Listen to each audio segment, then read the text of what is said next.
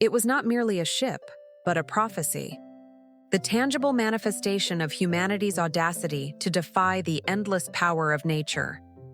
In 1912, at the peak of the industrial age, this colossal steel sculpture launched upon the Earth's waters was the crown jewel of hubris, the RMS Titanic.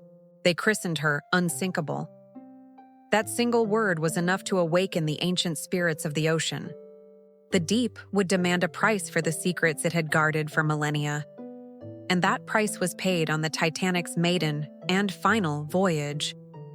Tonight, we plunge into the shadows of that deadly night.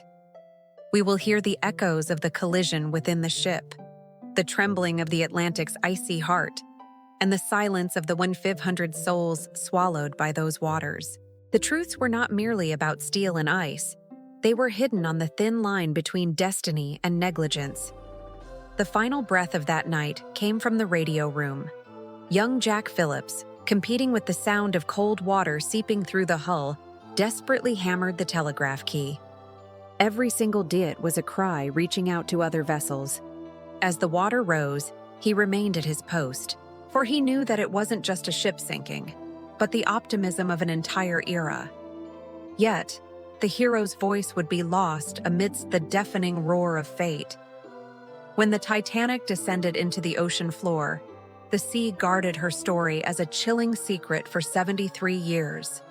The construction of the Titanic was a feat of engineering, yes, but it was also a monument to human ambition.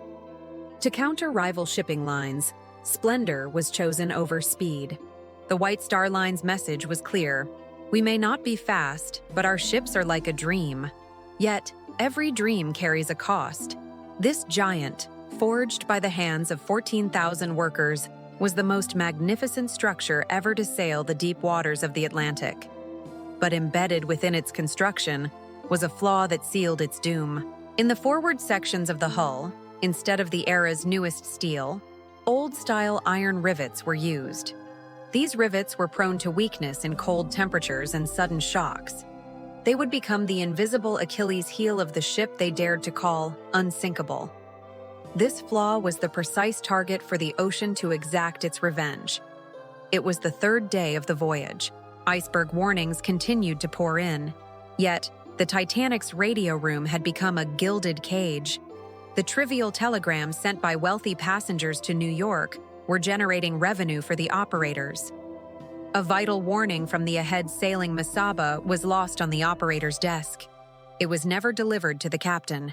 This was more than mere negligence. The Titanic itself was a symbol of an era where luxury and money superseded a cold, stark warning. Night had fallen. There was no moon in the sky. The sea was like a mirror, so perfectly calm that it made distinguishing the dark shadow of the iceberg's reflection on the water's surface impossible. This perfect calm was not bad luck.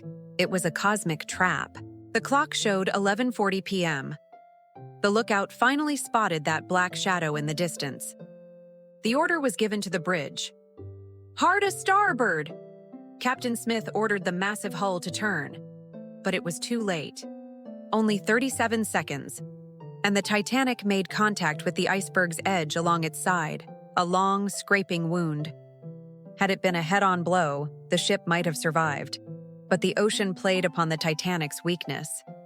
During the scrape, those accursed iron rivets popped and burst one by one. The iceberg sliced the ship's steel hull like a razor.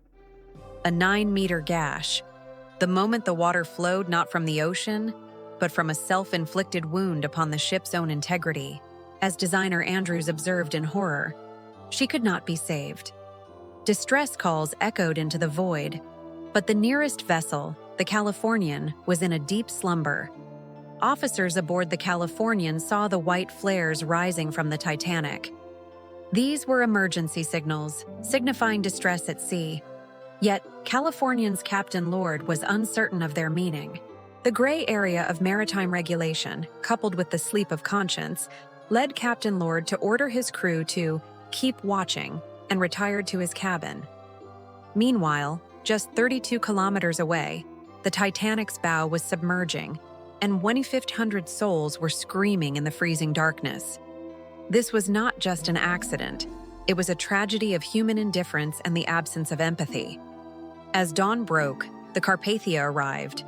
The survivors looked back and saw the colossal iceberg that had destroyed them. Its surface bore the metallic scars of the collision. For those who fell into the sea, there was no hope. The water temperature extinguished any chance of survival. The human body could last only 15 to 30 minutes in that cold. Hypothermia quickly shut down vital organs. The passengers, full of life mere hours before, were now surrendered to the ocean's infinite silence.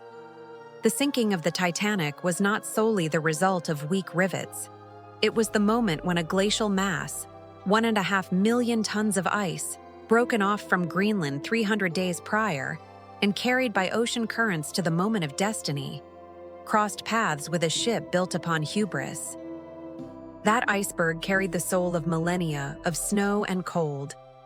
The Titanic sank, taking 1,500 lives with her.